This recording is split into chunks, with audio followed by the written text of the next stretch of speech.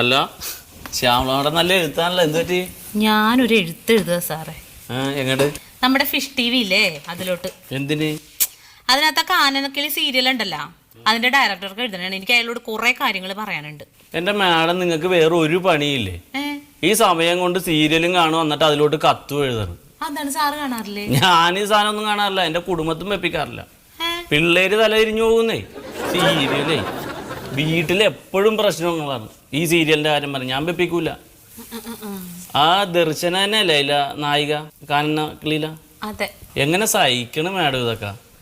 അവർക്ക് ഒരു പെണ്ണിന് പറ്റിയ കാര്യമാണ് അവരാ ചെയ്തത്. ആ തള്ള പെണ്ണിനെ നിറവേറായിട്ട് ഇറക്കി വിട്ടില്ലേ? അങ്ങനെ ഇറക്കി വിടാൻ കൊള്ളാമോ?